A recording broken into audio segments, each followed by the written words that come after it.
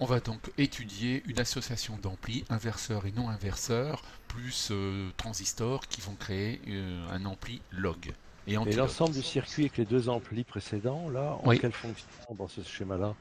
Eh ben, c'est une fonction de calculateur, ça veut dire que ça va permettre, à partir d'une entrée que l'on a, par exemple, de dire, eh bien, mes 10 millivolts vont correspondre à 0 volts, mes 100 millivolts vont correspondre à 1 volt, mes 1 volt vont correspondre à 10 volts, et mes 10 volts vont correspondre à 11 volts, par exemple. Ça va C'est permettre de quoi? donner une échelle linéaire d'une tension qui va varier de 0 à 10. Ça fait par exemple, si on prend une tension qui fait 1 millivolt à 1 volt, ça nous fait une variation de 1000. Oui. Une variation de 1000, c'est assez difficile à exploiter lorsque l'on est dans les millivolts. C'est-à-dire qu'une variation qui va aller de 1 à 10, eh bien, elle va représenter que 10 millivolts de notre échelle. Donc ça va être très peu. Si on transforme ça en valeur log, on va dire mes 10 millivolts, ça correspond à 1. Les 100 millivolts suivants, c'est-à-dire de 10 à 100, ça correspond aussi à 1. Et puis mes 100 millivolts de 100 à 1 volt, ça correspond à 1. Ça veut dire que notre échelle qui faisait 1000, elle en fait plus que 3. D'accord, ok, oui.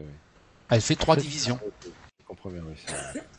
Voilà. Donc c'est un calculateur, c'est-à-dire que quand on va associer ça avec une autre fonction, on va pouvoir créer des élévations à la racine carrée, on va faire des soustractions, enfin on va faire... L'ampli opérationnel peut être utilisé dans des cas de figure comme ça, on va créer un calculateur, en tous les cas, qui va permettre de calculer des choses. Si on avait plusieurs entrées, on pourrait faire un multiplicateur, c'est-à-dire qu'une entrée de 2 qui serait avec un coefficient, on a deux entrées x, une entrée x et une entrée y, et bien on aura une sortie qui va être la multiplication ou le produit des deux. C'est-à-dire quand on aura Oui. 2 volts d'un côté et 2 volts de l'autre, on aura 4, mais si on a 2 et 1, on n'aura que 2. On va avoir des diviseurs, on va avoir des mises en à la racine C'est carrée. une fonction de mapping un peu. C'est une fonction de calculateur. On C'est le utilise changement l'ampli. d'échelle du signal, Ouais, un mapping, voilà. ça Un simplifie mapping, l'ensemble sorte de et à mapping. droite, la restitution du signal dans Voilà. un... Dans une fourchette, dans une. Mais c'est un mapping, on peut dire ça. Ah Mais ouais, sauf que là, Ah oui, c'est un mapping analogique. oui, d'accord. voilà. C'est la base de dispositifs qui permettaient auparavant de créer des appareils de mesure, des dispositifs qui étaient capables de calculer des tensions en fonction de plusieurs paramètres, de plusieurs tensions. On pourrait avoir trois tensions à arriver, tu vois. On pourrait avoir un coefficient multiplicateur d'un côté, on multiplie quelque chose, et puis de l'autre côté, on le divise. On pourrait le ramener à la racine carrée, on pourrait l'élever au carré, il y a plein de possibilités.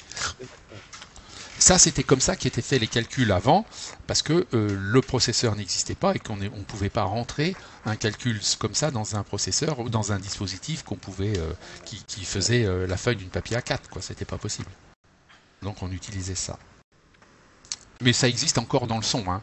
On utilise beaucoup ça dans le son parce que ça permet de créer des circuits analogiques qui vont répondre très rapidement puisqu'il n'y a pas de calcul, et ça permet surtout de ne pas apporter des perturbations dans le signal, puisqu'on ne va rien calculer du tout.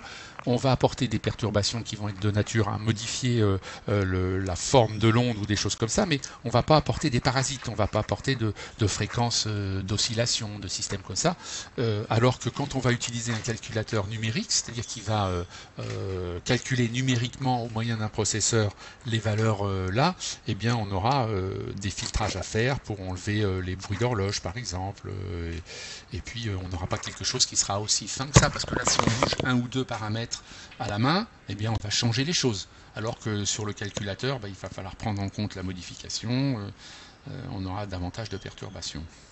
Et puis c'est plus difficile à réaliser pour le commun des mortels qui ne sait pas programmer, de réaliser des diviseurs ou des multiplicateurs ou des choses comme ça, des choses log, alors que c'est plus simple pour quand on sait manier les circuits ampli-op, ça se fait de manière assez simple.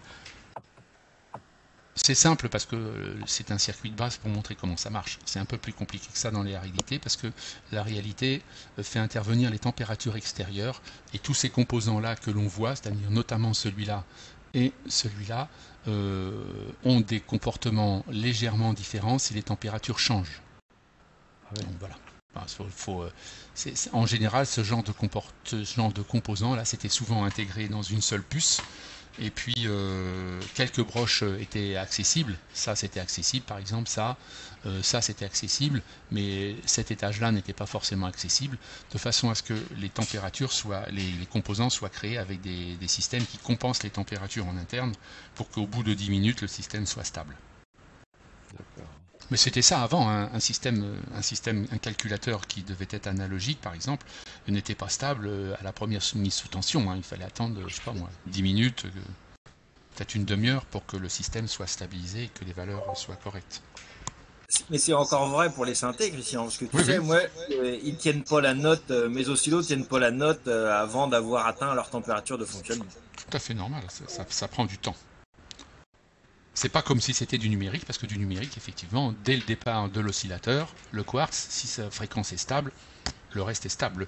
Le calculateur numérique, il ne va pas calculer différemment si la température est de 20 degrés ou si la température est de 50 degrés, il calcule toujours pareil. Alors que là, effectivement, le calcul analogique va prendre en compte les températures, puisque c'est basé là-dessus aussi, hein, le fonctionnement de ça. Voilà, c'était juste un petit exemple de ce que l'on peut faire avec un ampli opérationnel et les sorties que l'on a mis en place.